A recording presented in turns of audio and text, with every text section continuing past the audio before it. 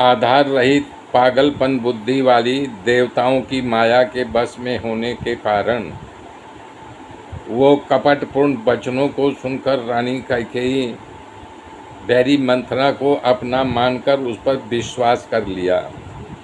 कल मैंने सुनाया था ये। बारंबार रानी उसे आदरपूर्वक पूछ रही है। ऐसा लग रहा है जैसे मानो भिलनी हिरणी को गाना सुना करके अपने वश में करके जाल में फांसना चाह रही है और फांस भी लेती है।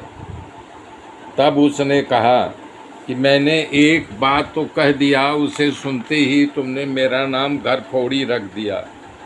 अब अगर कुछ कहती हूँ तुम तो मेरा मस्तक ही फोड़ दोगे। रानी, तुम पूछ रही हो, तुमसे कहते हुए डर लग रहा है। तब उसके बाद कैकेयी की अपना विश्वास जमा कर अयोध्या के साढ़े साथी बन करके वो उनको पूरा अपने वश में कर लिया। मंथरा ने कहा, अभिष रूपी मंथरा ने कहना शुरू किया, हे रानी, तुमने कहा मुझे सीता राम प्रिय हैं और राम सबसे अधिक प्रिय है। ते बात सच्ची है। वो बात पहले थी, अब बदल गई है।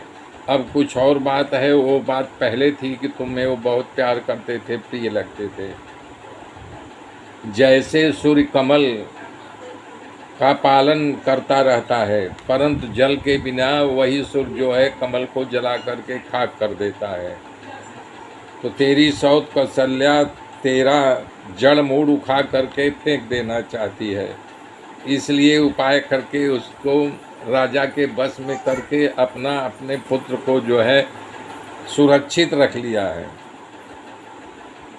तुझे तो तेरा सौभाग्य बल की चिंता नहीं। तुम सोती हो राजा तुम्हारे वश में है। राजा मन का मैला है और जुबान का मीठा है। रानी, तुम सीधी साधी हो, इसलिए उसके छल कपट को तुम नहीं जानती हो। राम की माता कौशल्या बहुत चालाक है और गंभीर है। उसके मन की बात तो हवा भी नहीं जान सकता। हम तुम किस खेत की मूली हैं।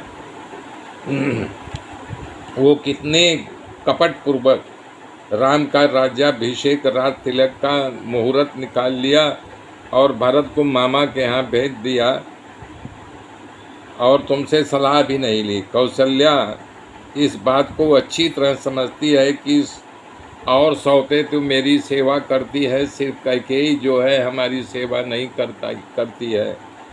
इसलिए तू उसके आँखों की किरकिरी है, तुम उसको खटकती हो, इसलिए उसके अंदर की बात को तुम समझ नहीं पाती है।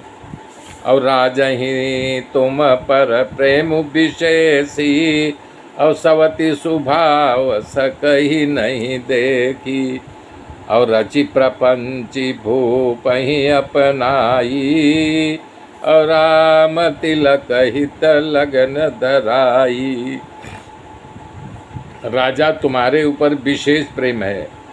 कौशल्या ये बात अच्छी तरह जानती है कि राजा को रानी ने अपने वश में करके भरत की अनुपस्थिति में रात तिलक का मुहूर्त तय कर लिया है।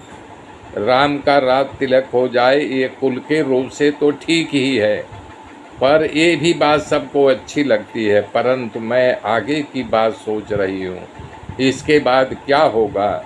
इसलिए हे रानी, तुम नहीं जानती कौशल्या की कपट चाल को। मेरे मित्रों, मेरे साथ बने रहिए। आगे की गाथा फिर कल जोड़ूंगा। तब तक के लिए जय श्री।